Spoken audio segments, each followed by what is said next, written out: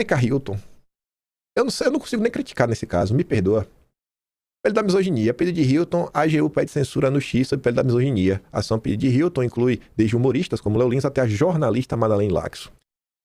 Léo Lins, me perdoa, irmão, mas eu não tenho como ficar triste nesse caso. Porque eu sei quem é Madeleine Laxo. O Mafinha até colocou aqui um recorte dela, escandalizada. E o Mafinha tá falando, eu quero que tu tome naquele lugar, velho. Não pena de tu não, Madeleine Laxo. Feitiço virando contra o feiticeiro. Olha o que ela disse. Eu quero saber que informações são essas, porque é mentira. Eu fui acusada, segundo a AGU, por Erika Hilton... De quê? De fazer parte... Como é que é o negócio? Fala aí. De uma rede de desinformação. Tá aqui. Eu quero a prova disso. Você quer Cadê a prova? Eu quero que você seja presa. Quem você quer que ela seja presa? Sim, eu quero.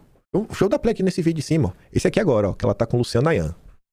Com essa reconfiguração do PSL, você acha que vai sair coisa boa dali? Vai. Acho não. Eu sei que... É preciso dizer que ela ajuda a CPI, né? Também. Luciano também. Duas pessoas muito importantes aqui.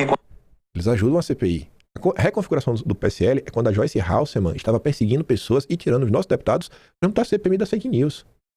Para atacar as pessoas da direita e falar que a direita tem um gabinete do ódio, você fez sem nenhuma prova.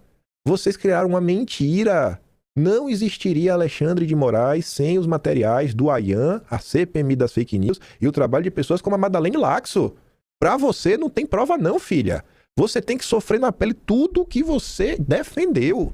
Esse negócio de prerrogativa no Brasil, precedente, não existe mais. É sofrer na pele para passar o recado. Ó. Nunca mais, na história desse país, um jornalista deve inventar mentiras ou se utilizar de mentiras para perseguir pessoas, sob o risco de criar um novo Alexandre de Moraes. Quem tá com pena que leve para casa. Mas que seja assim, sabe, tratar de forma implacável pelo Ministério Público, pela AGU, pelo Supremo, mas de forma implacável, da mesma forma que tratam os bolsonaristas. Porque enquanto tá aí dando risadinha, trabalhando, os bolsonaristas seguem sofrendo. Seguem sofrendo. E ninguém tá nem aí pra nada. Aí não tem Madeleine Laxo pra tentar resolver o que ela criou. Você vê, ó, isso aqui foi ontem. Aqui não é a história da coação internacional, não. Calma. Aqui é um negócio relativo a 2021. Dom Pedro III volta para condenar Eduardo Bolsonaro a 1 ano de prisão. Você fala, pô, que não é coação. Não, não é o de coação internacional. Aí vem o Verdivaldo. O juiz tirânico do Brasil, Moraes, acaba de votar para prender Eduardo Bolsonaro, filho do Jair, um congressista de São Paulo, por 1 ano, devido a um tweet que Eduardo acusou Tabata Amaral. Aí o Verdivaldo descreve ela como a OC neoliberal do Brasil. Pior que é realmente a cara dela isso. De patrocinar, Eduardo acusa a Tabata de patrocinar um projeto de lei para beneficiar um doador de campanha. Moraes concluiu que isso era difamação criminal e merece prisão. No início desta semana, Dom Pedro III abriu investigação criminal sobre um tweet do outro filho do Jair, o Flávio, atualmente empatado lidando contra Lula, né, a esposa presidencial, para determinar se um tweet dele era criminosamente difamatório, o que, em teoria, poderia resultar na exclusão do Flávio da urna em um momento que ele está em ação contra Lula. Aí, a Tsuki comenta notícias por outro ângulo. Isso aqui serve apenas para inflamar petistas a continuar defendendo o bom herói e desviar a atenção do seu envolvimento no caso Master, porque, na prática, Eduardo continuará livre. Olha o crime disso aí para da cadeia, pois é. É o rei da democracia. Enquanto temos esses problemas para lidar, eu acho o seguinte, né? Se você tá na mira do Dom Pedro III, você já tem uma espécie de certidão e já te coloca assim um pé na frente no quesito de estar do lado certo. Não necessariamente. Não necessariamente está do lado certo, mas já tem uma forte tendência a estar do lado certo. Flávio também comentou sobre isso. O Pedro III volta para condenar Eduardo, né, pedir difamar a Tabata. Aí o Flávio comenta, depois da farsa que condenou Bolsonaro, após autorizar a investigação ilegal contra mim por uma reles postagem aqui no X, agora a condenação bizarra e ilegal sem pé nem cabeça do Eduardo. Nós, o povo, vamos resgatar nossa democracia e a credibilidade das instituições. Pois é. Aí temos os problemas reais. Quem aparece? O maquiador. Olha, eu gosto desses momentos. Até aquele tweet que o Carlos Bolsonaro fez, que a gente comentou ontem, ou foi anteontem.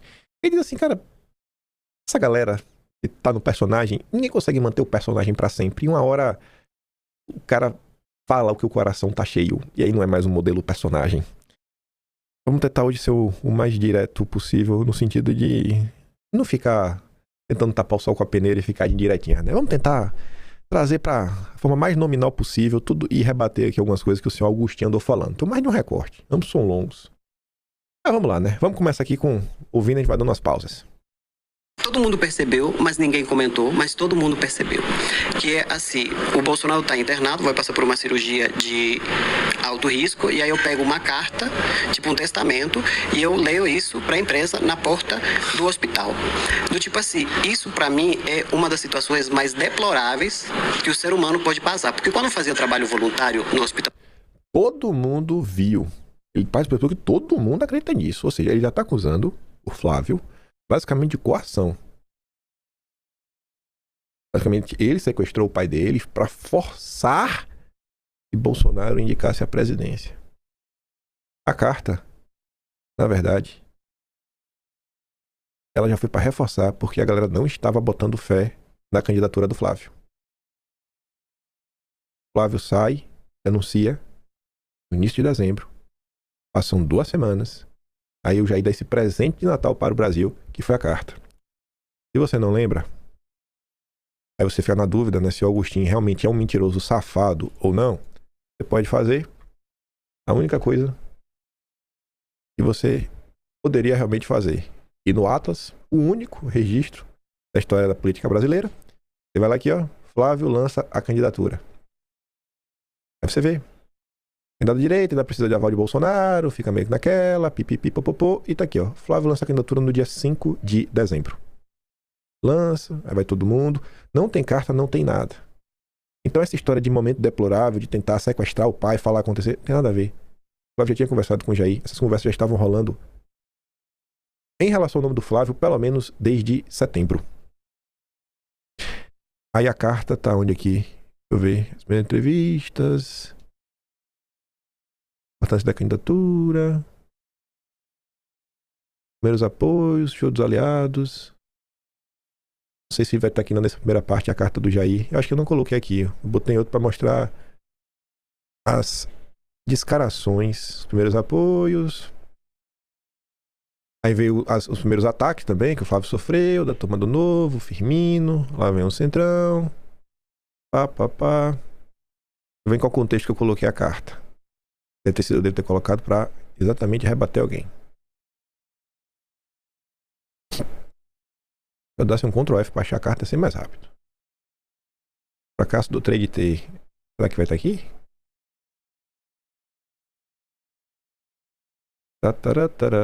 Aí tinha o Johnny Zema. Ah, não, acho que tem começo, velho. Eu sou. Dado o lançamento da candidatura, tava aqui, ó. Aí tem lá o Flávio Lacarta de Eduardo por Paz, isso rolou, já tinha decidido, Eduardo fala, tudo mais. Aí tava aqui, ó. Em carta, Bolsonaro confirma indicação, 25 de dezembro. Então, assim, a gente já pegou o Agostinho na primeira mentira. Mentiroso, safadinho. Vamos lá. Câncer, um paliativo, eu via isso o tempo inteiro. A pessoa está prestes a morrer, então já vamos organizar o negócio aqui.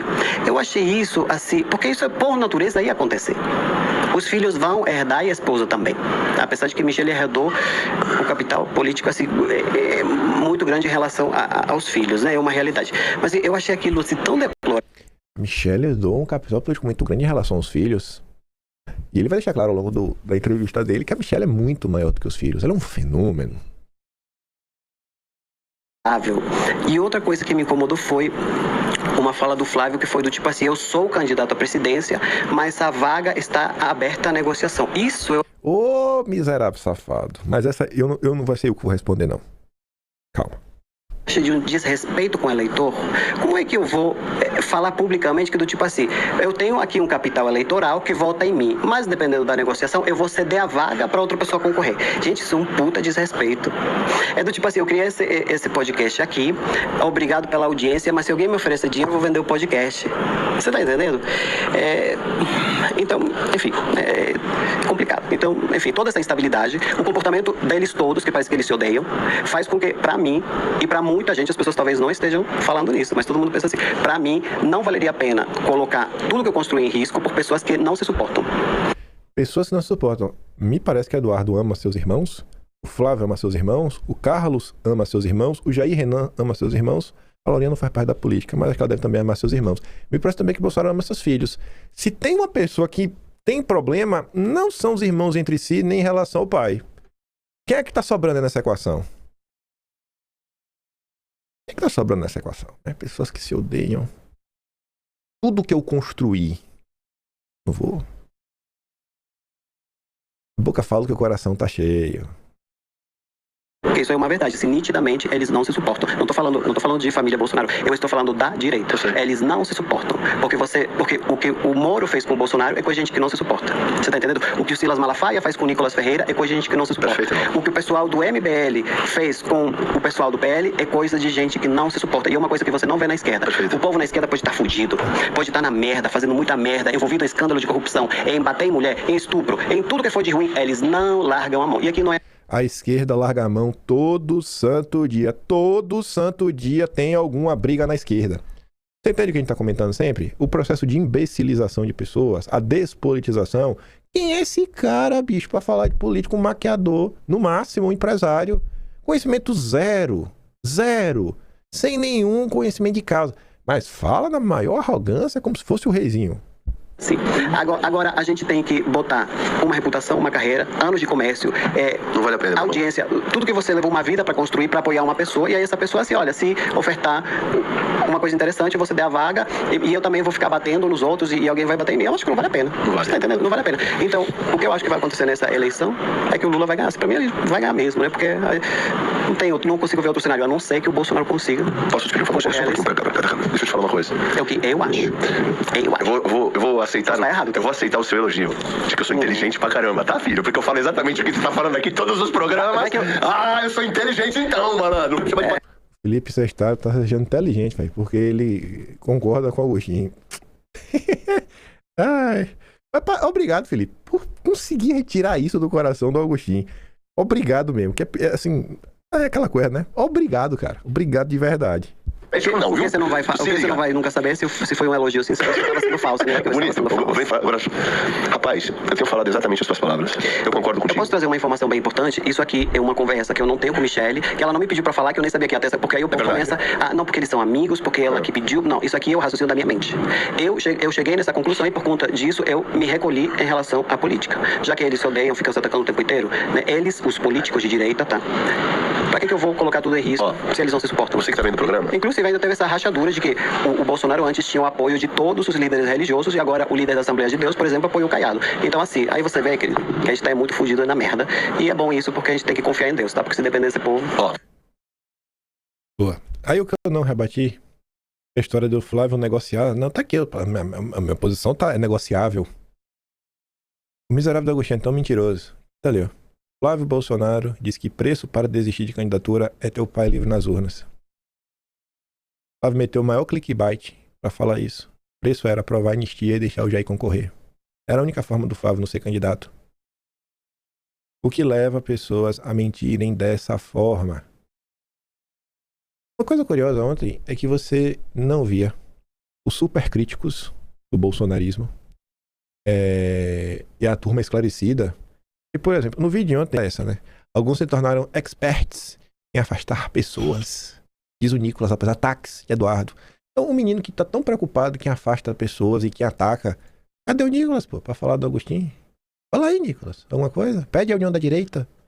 Nicolas não veio pedir união da direita. Não vi ninguém da Revista Oeste pedir união da direita. Não vi ninguém do Partido Novo pedir união da direita. Nenhuma das cadelinhas do Deltan pediu união da direita. Nada. Tudo isso acontecendo. Contra a família Bolsonaro. Você pode falar... Família não. Contra os filhos de Bolsonaro e o Bolsonaro, você pode falar o que você quiser. O que você quiser. Ninguém vai falar ai. Aí, outro momento. Esse aqui é o melhor. O outro foi só ataque de palanca. Agora esse aqui é uma baixeza que, meu Deus. Mas assim, vamos tirar o Agostinho. Vamos olhar assim, de maneira racional. Sim. Tá? Racional. É uma loucura, porque assim, Michele nunca concorreu a cargo nenhum e ela, nas pesquisas, ela tá à altura de um cara que tá 50 anos na política, que é o Lula. Você tá entendendo? Ela é um evento tão sobrenatural na política quanto o próprio Bolsonaro. Exato. E os filhos não são. Você tá entendendo? Os filhos são excelentes políticos, eles são muito populares, mas eles não são evento sobrenatural da política. Eles não são fenomenais. A Michele é fenômeno. Pô. Fenômeno. Isso é análise racional. Rapaz, nível de análise caneta azul, viu? Manuel Gomes. Não tem nem o que rebater, né, gente? Assim, não tem nem o que falar disso daqui, velho. Que loucura. Não são fenomenais. É um fenômeno. Você entendeu? Exato. Você entendeu? Quem era o Eduardo é excepcional na política, só que na situação que ele está ali não poderia concorrer. Agora, o estereótipo do Flávio é um estereótipo que a direita já teve e por conta disso nunca chegou à presidência. Porque esse perfil é polido, é engessado, sem um fio de cabelo fora do lugar, ele não conecta com a empregada doméstica. Ele não conecta com o vendedor ambulante. Você está entendendo? Claro. E por que eu falo que a Michelle e o Bolsonaro são dois acontecimentos sobrenaturais? Porque eles estando na presidência, ela sendo a mulher mais comentada em relação à roupa, o cabelo, a maquiagem, eles conseguem fazer as pessoas mais pobres e mais simples se verem neles. Exato. Então, assim, existe uma diferença que faz toda a diferença entre eu olhar para uma pessoa e eu ver que ela é rica e poderosa e eu olhar para uma pessoa e eu ver que eu posso ser como ela. Gente como a gente. Você tá entendendo? Então, assim, o Bolsonaro e a Michelle, eles têm uma coisa que consegue chegar lá na pessoa que está no último lugar da linha, que ninguém consegue, a não ser o Lula, que é a oposição. Você tá entendendo? Eu entendo.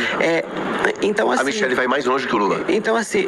Tu sabe disso? Sei. Mas, assim, é uma coisa que não pode falar, porque é uma agressão aos outros. Mas, assim, agora, o que é o evento ainda mais sobrenatural? Que não era para ser dessa maneira. Não era para a Michelle ter herdado o capital político do Bolsonaro e ainda furar a bolha, mas é uma realidade. Ela é a única que consegue herdar 100% do capital político do Bolsonaro e ainda trazer pessoas de fora. Exato. Você tá entendendo? Agora, se eles não têm essa estratégia e esse discernimento, e às vezes até o ego, a vaidade é maior do que a própria causa, então a gente tem que se fuder com mais um mandato do Lula, porque pra mim essa eleição tá perdida, você tá entendendo?